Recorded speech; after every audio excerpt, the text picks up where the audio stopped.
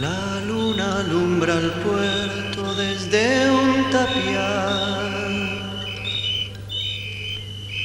amamantando el sueño del jornalero, alcahueteando amores de contrabando. Sube la luna como jugando, ardiendo en luz al cañaveral. Los siglos dieron forma y color a esta tierra generosa. Hoy se siente una ausencia.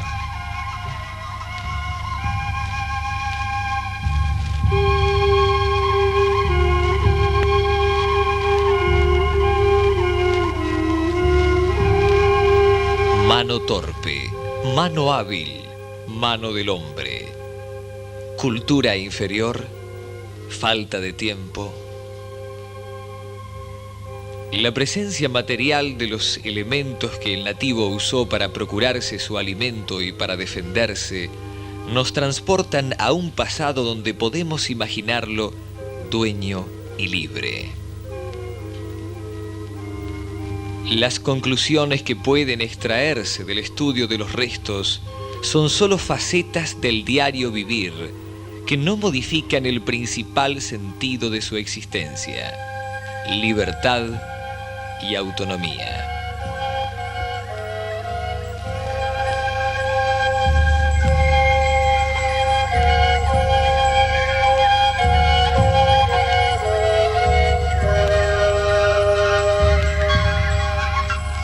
El charrúa, indomable, defendió hasta morir la tierra de sus mayores. Jamás sometido a servidumbre impuesta, jamás vencido, antes muerto.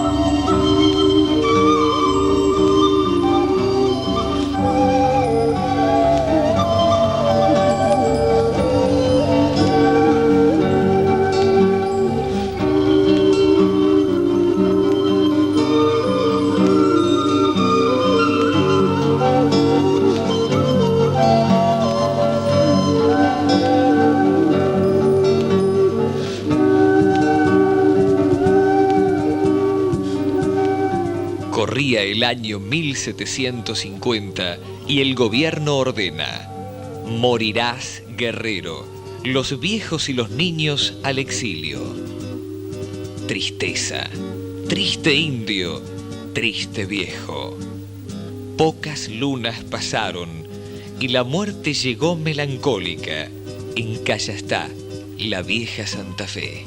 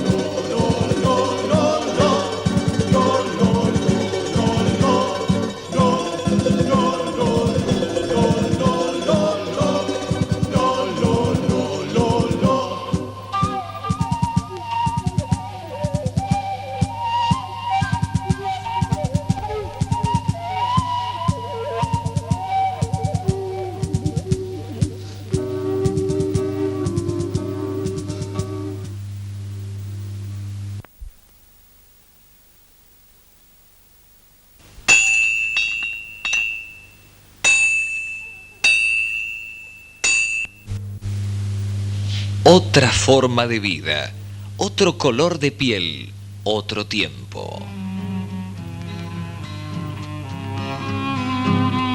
El esforzado inmigrante de fines del siglo pasado proyectó sus hijos y sus costumbres.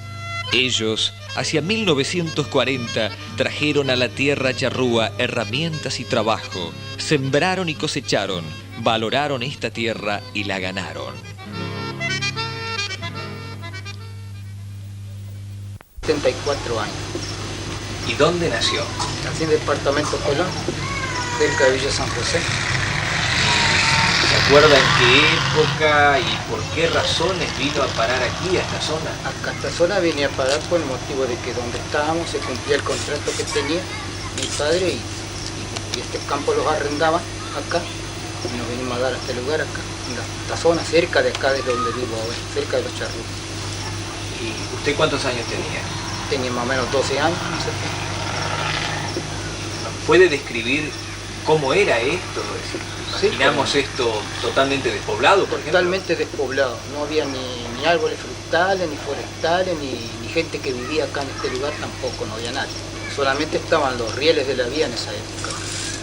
No circulaba ningún tren ni nada. No había coches motores, no había máquinas, no había nada. ¿Se acuerda del acontecimiento que habrá sido cuando se instala la estación? ¿Tiene alguna anécdota, algún recuerdo de aquello? ¿Cómo no? Me acuerdo del primer coche motor que empezó a andar. En ese tiempo era un coche motor de 30 pasajeros que circulaba de Concordia a Federal. ¿Ese era el recorrido? Ese era el recorrido, no había almacenes, no había nada acá. Mis padres tenían que, en esa época, captar un carro de tarde, irse a Concordia, quedar de noche allá, otro día de mañana a mercar y de tarde me hice de vuelta.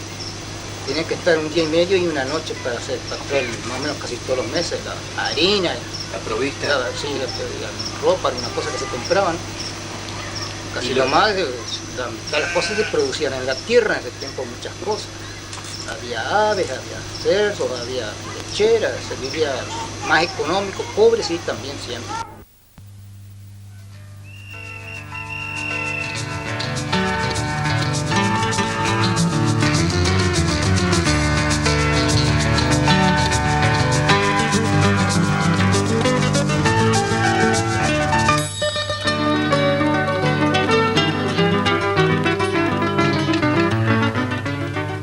En 1932 comenzó a funcionar una estación del ferrocarril sobre el ramal que 2 años antes uniera Concordia y Federal.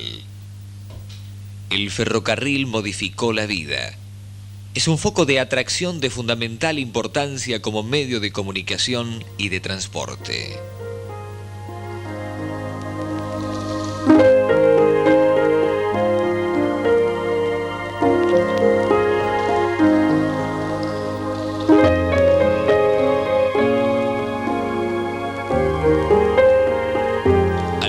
Años más tarde, aparecen familias establecidas allí, muchas de ellas provenientes del paraje cercano de Loma Negra. En 1941, el gobierno provincial resuelve mensurar el paraje y delinear un plano coherente con su política de colonización.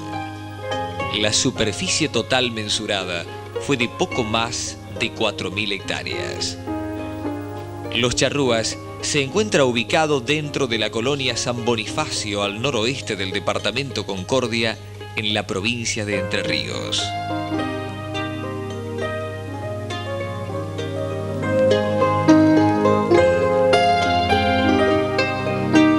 En los últimos tiempos, se ha ido compactando la edificación urbana como una muestra de confianza en el futuro. Las cifras del censo del corriente año denotan una población en crecimiento que supera los 2.000 habitantes.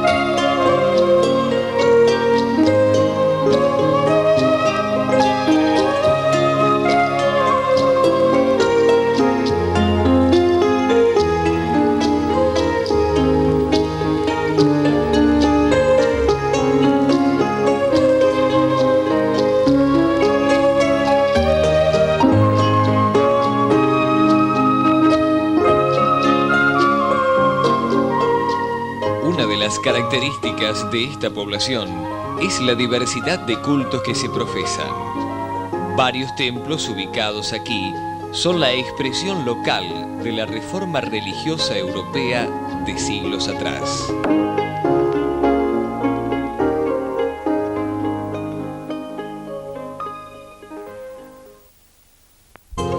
La sucursal del Banco de Entre Ríos, establecida en la localidad, brinda a la zona un servicio de asistencia fundamental para las actividades comerciales, industriales y agrícola-ganaderas.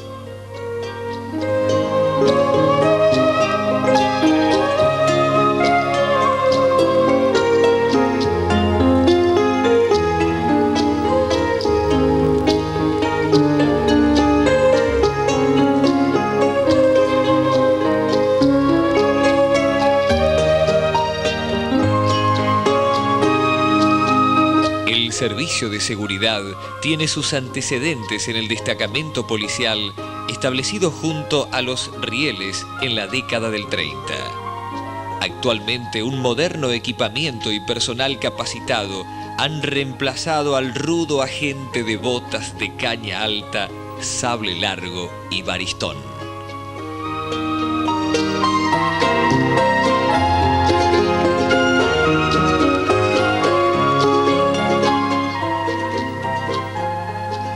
El telediscado nacional y el transporte automotor de pasajeros con sus enlaces posibilitan al poblador una comunicación fluida con cualquier punto del país.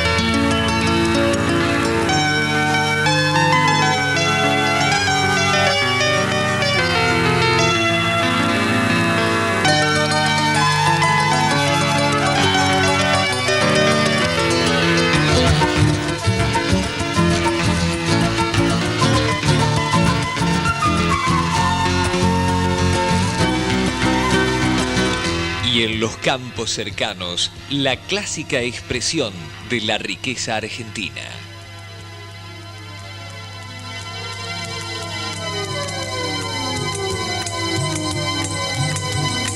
Orgullosamente, el gaucho muestra su actividad, su destreza y su dominio.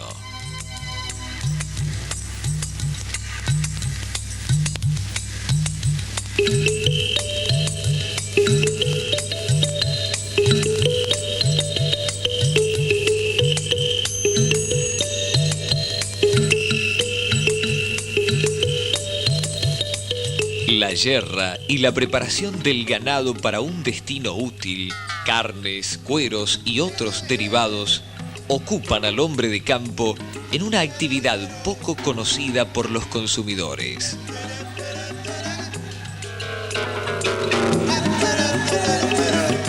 En la forma de efectuar las marcas y señales en el animal se conservan las tradicionales prácticas. Y el asado final es también parte de esta tradición.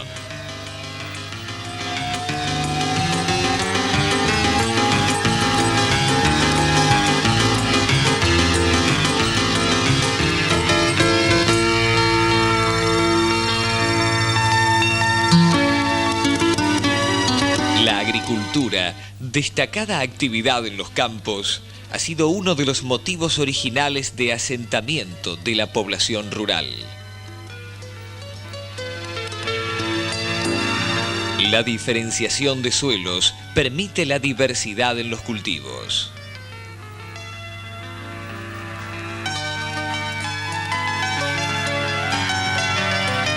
El lino, oleaginosa de tierra negra, es un integrante de la cosecha fina.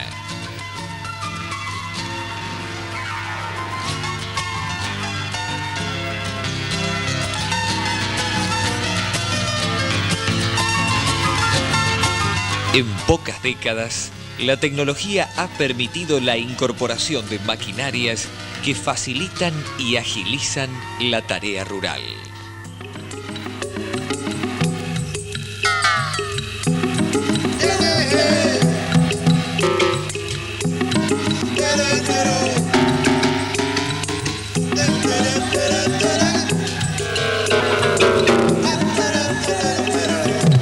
El agua, elemento fundamental en el proceso de crecimiento del arroz, principal producción de la zona, se extrae de napas semiprofundas a través de perforaciones. Los pozos se utilizan durante 3 o 4 años debido al sistema de rotación en el cultivo del suelo.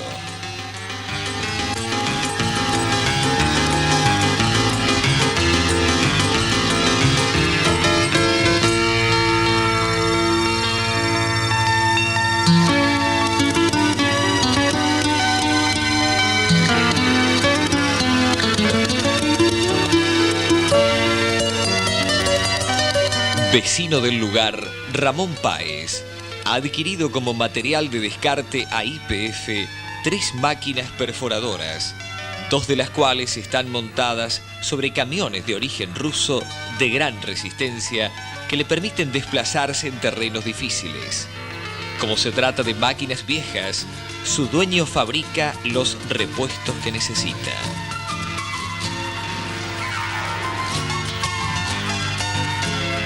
El trépano de su bomba de lodo puede horadar hasta 200 metros de profundidad y 12 pulgadas de diámetro.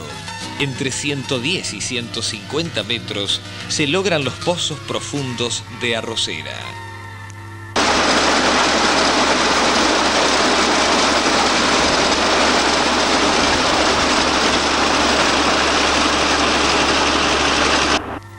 El señor Páez y su personal, gente de su pueblo, han recorrido el país y aún el Uruguay como subcontratistas de las grandes empresas.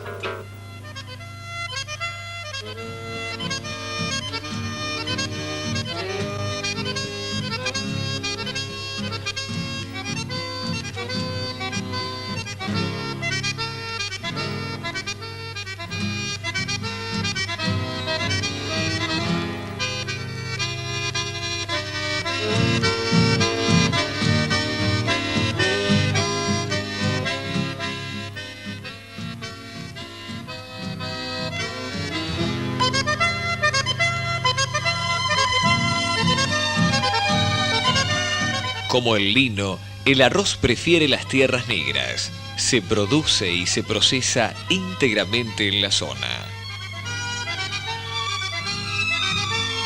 La mayoría de los productores son arrendatarios y las parcelas oscilan entre 50 y 200 hectáreas.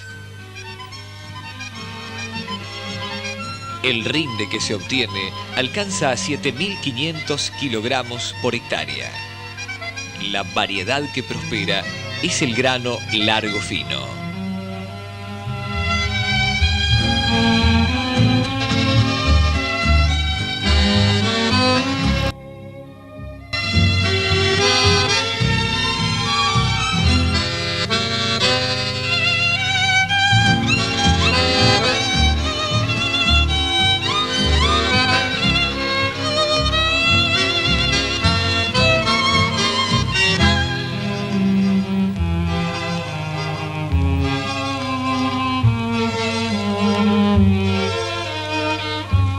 Se cosecha a granel y el grano es trasladado a los molinos arroceros existentes en la localidad. La primera etapa de la industrialización del arroz es el pesado, Aquí también se obtienen las muestras para el laboratorio, donde se determinará su calidad, sanidad, humedad, etc. Se eleva el arroz húmedo al silo pulmón, luego pasa al silo de secado. Después de esta etapa, se procede a la primera selección de granos.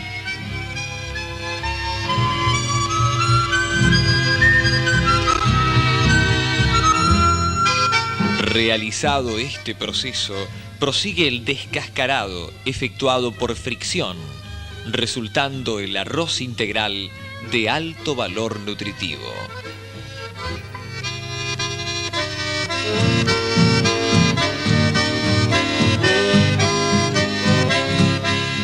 Se procede luego al pulido y la clasificación.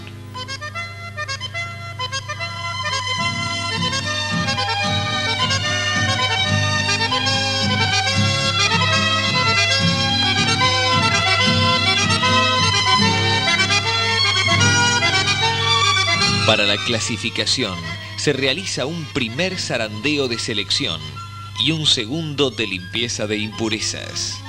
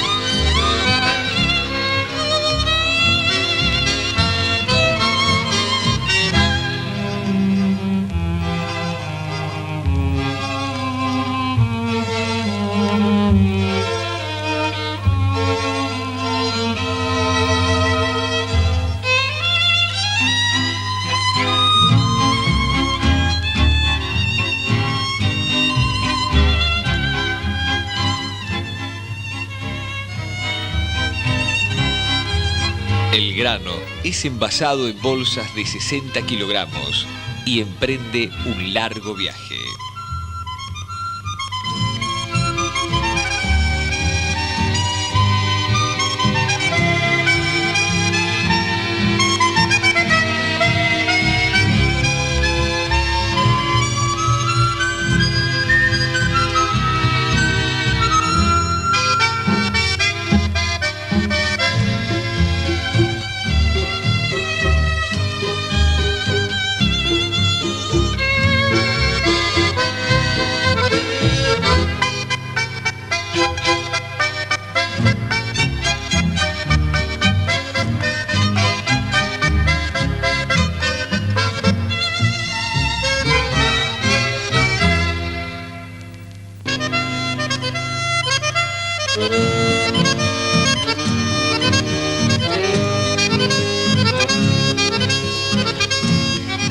Y nuevamente el ferrocarril participando activamente en el quehacer de esta comunidad.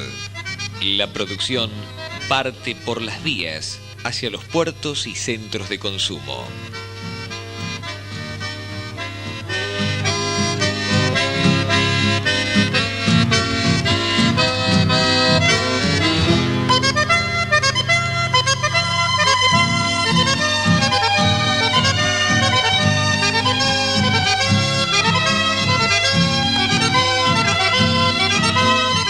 Modelo de explotación resulta, entre otros, este establecimiento que perteneciera a una tradicional familia concordiense.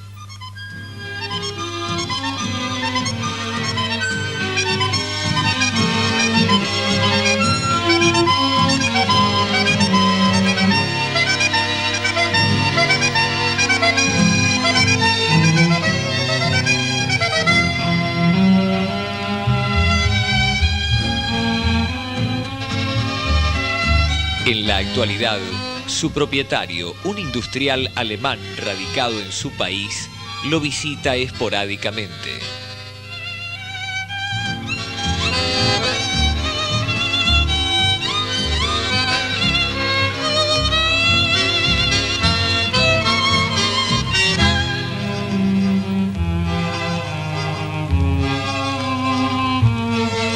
que aquí conviven en libertad diversos animales de diferentes regiones, con aves de corral y especies autóctonas.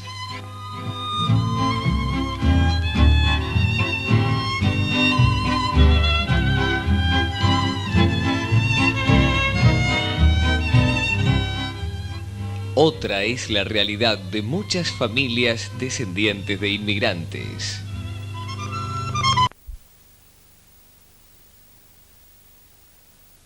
Muchacho joven, ¿cuántos años tenés? Tengo 18 años y vivo acá en el campo. ¿Siempre has vivido en el campo? Sí, desde que nací ya. ¿Y qué tareas haces vos todos los días?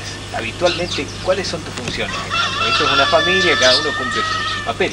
Sí, bueno, acá a la mañana ordeñamos y a la tarde ordeñamos de vuelta. Hay que levantarse muy temprano. Y 6:30, 7 más o menos, todos los días. Y a la tarde también, 7:30, ordeñamos de vuelta. Y durante el día sí trabajas en el campo, en arar. ¿Has estudiado? Este año empecé la escuela, primer año en Los Charrúas. ¿Primer año de la primaria o de la secundaria? Secundaria. Secundaria, o sea, ya has hecho la primaria. Sí, sí. ¿Te queda muy lejos la escuela donde ibas? Y me queda a 8 kilómetros más o menos de acá. ¿Te acordás de cuando gurí cómo ibas? ¿A caballo? ¿A pie? ¿Cómo era el tema? Y cuando empecé primer grado iba en colectivo hasta séptimo grado. ¿Y qué es lo que te ha impulsado ahora a decidirte a los 18 años a estudiar el secundario? ¿Te has convencido de la necesidad del estudio? Sí, yo creo que sí, que la vida del campo, que sé yo, es linda, pero qué sé yo. Pienso que el estudio nunca está de más, saber algo más. ¿Los Charrúas hace mucho tiempo que te ofrecía la posibilidad de estudiar secundario o hace poco que incorporó esa posibilidad? No, ya hace mucho tiempo que me ofrecía la posibilidad, pero qué sé yo. Quería esperar para ver cómo iba en el campo y bueno. Tu proyecto, si es que lo tenés a esta edad, es estudiar y después seguir aquí y hacer rendir eso que estudies aquí en tu casa, en el campo, o en tus planes quizás esté irte del campo, ir a la ciudad. ¿Si te quedarías aquí o no? Y yo creo que no. Vería más adelante lo que haría, pero creería que no. Cabe preguntarnos si se han cumplido las expectativas de los abuelos.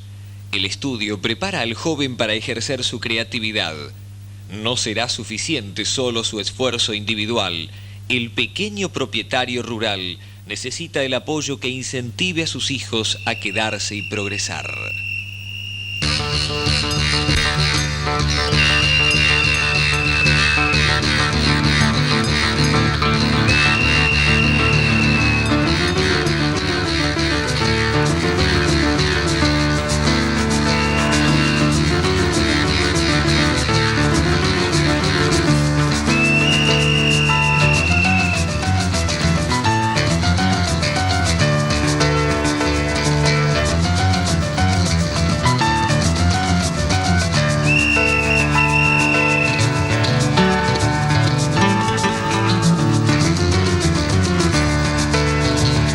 La estación con cada tren dinamiza la quietud pueblerina. El crecimiento de la población y las fuentes de trabajo impedirán a los jóvenes utilizar la estación para partir.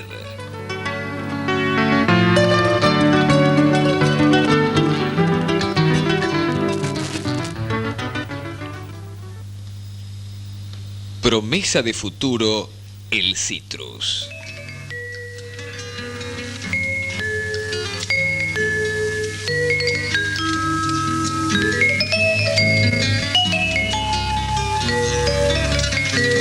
A partir del trifolio utilizado como pie, se injerta la yema, lográndose así las variedades deseadas dentro de las especies limón, mandarina, pomelo y naranja.